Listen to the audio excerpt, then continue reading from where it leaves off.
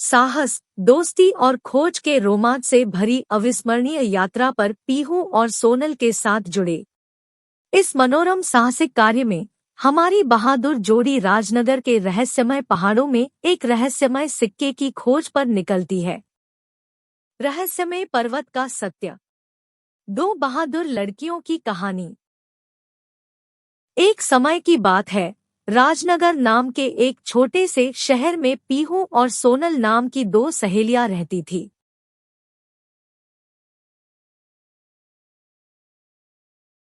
राजनगर एक शांतिपूर्ण और घनिष्ठ समुदाय था जहां हर कोई एक दूसरे को जानता था।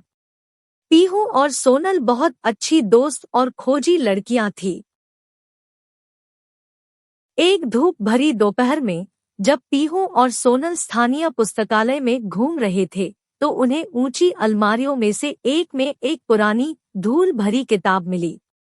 उसमें एक प्राचीन सिक्के की बात की गई थी, जिसके बारे में कहा जाता है कि इसमें अविश्वसनीय शक्तियां थीं।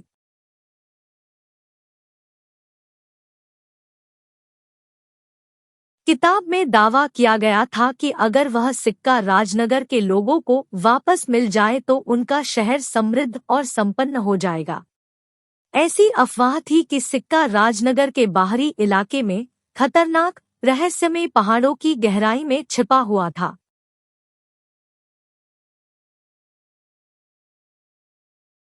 सिक्के की शक्तियों की कहानियों से मंत्रमुग्ध होकर पीहू और सोनल की जिज्ञासा जागृत हो गई। वे उन साहसिक कारनामों के सपने देखने लगी जो वे कर सकती थी, और ऐसी असाधारण वस्तु से अपने शहर का उद्धार करने की उनकी इच्छा प्रबल हो उठी। हालांकि उन्हें यह भी एहसास हुआ कि पहाड़ खतरनाक थे और उन पर चढ़ने का साहस करने वाले कई लोग अपनी जान गंवा चुके थे।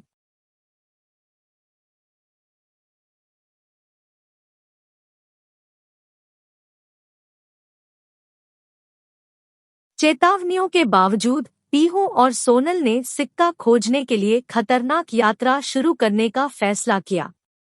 वे जानती थी कि उन्हें तैयारी की आवश्यकता है, इसलिए उन्होंने बुद्धिमान पुराने लाइब्रेरियन वर्मा जी से मार्गदर्शन मांगा।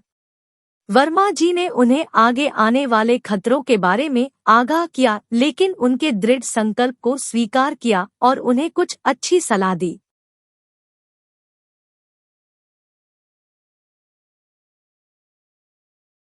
अगले दिन सामान से भरा एक बैग, एक नक्शा और वर्मा जी की सलाह के साथ पीहू और सोनल रहस्यमय पर्वत की ओर निकल पड़े।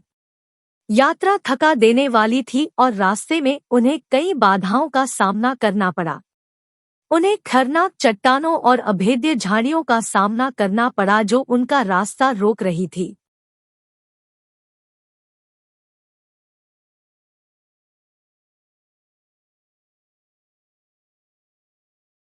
ऊपर जाते समय पीहू और सोनल को चमचमाते गहनों और कीमती खजानों से भरी एक चमकदार गुफा मिली।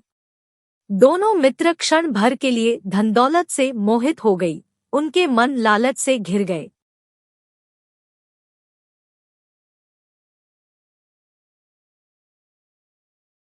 लेकिन मन ही मन पीहू और सोनल को अपनी यात्रा का उद्देश्य याद आ गया। उन्होंने खुद को याद दिलाया कि उनका साहसिक कार्य व्यक्तिगत लाभ के बारे में नहीं था, बल्कि अपनी शक्तियों की खोज करना और इससे भी महत्वपूर्ण अपने समुदाय की मदद करना था। बड़े दृढ़ संकल्प के साथ उन्होंने खजाने को पीछे छोड़कर अपनी खोज जारी रखने का निर्णय किया। उनकी निस्वार्थता व्यर्थ नहीं गई। जिस क्षण उन्होंने अपना निर्णय लिया, गुफा खिसकती हुई प्रतीत हुई, जिससे एक छिपा हुआ मार्ग प्रकट हो गया। यह उन्हें एक शानदार कक्ष में ले गया, जहां खोया हुआ सिक्का एक स्तंभ पर रखा हुआ चमचमा रहा था।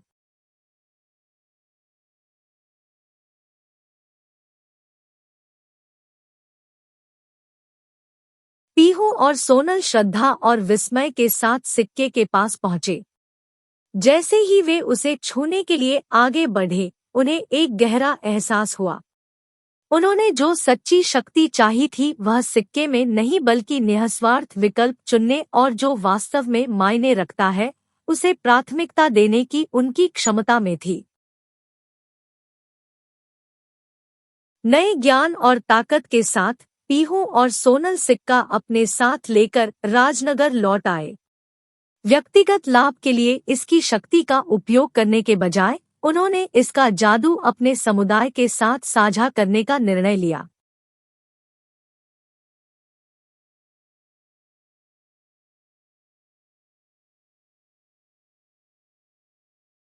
वह सिक्का आशा और प्रेरणा का प्रतीक बन गया, जिससे शहर में खुशी और सकारात्मक बदलाव आया। धीरे धीरे छोटा शहर एक संपन्न और समृद्ध व्यापार केंद्र के रूप में उभरा।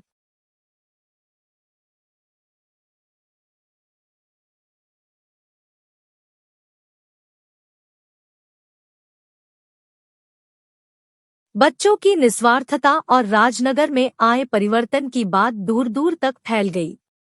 पीहू और सोनल बच्चों और बड़ों के लिए रोल मॉडल बन गई।